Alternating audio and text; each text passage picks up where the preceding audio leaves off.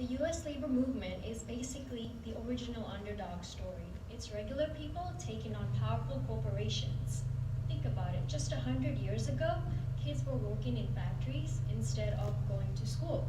People were working 12-hour shifts 7 days a week and getting paid in scraps.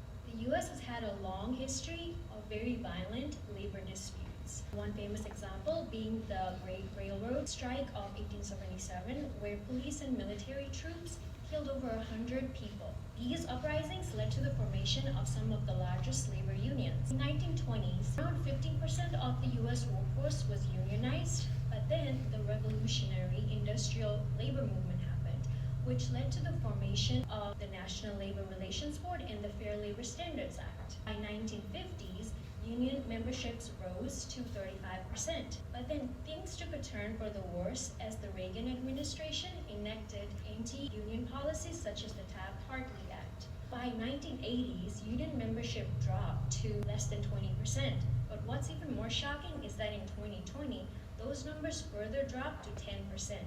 Now, let's bring it back to 2023 post-COVID era. That's kind of the meteorite that I'm trying to depict COVID with. So, there were 450 strikes that happened in 2023 alone. You might have heard of some of them. The United Auto Workers, the Hollywood strike, the UPS strike, as well as the education and healthcare movements led by frontline workers.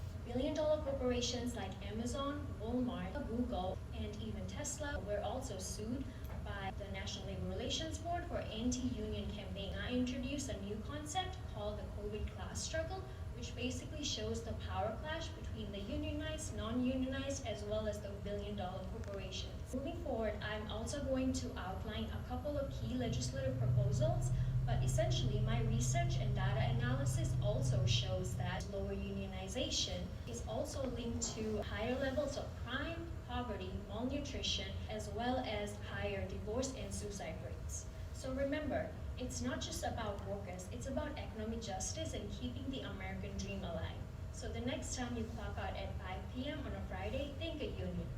Thank you.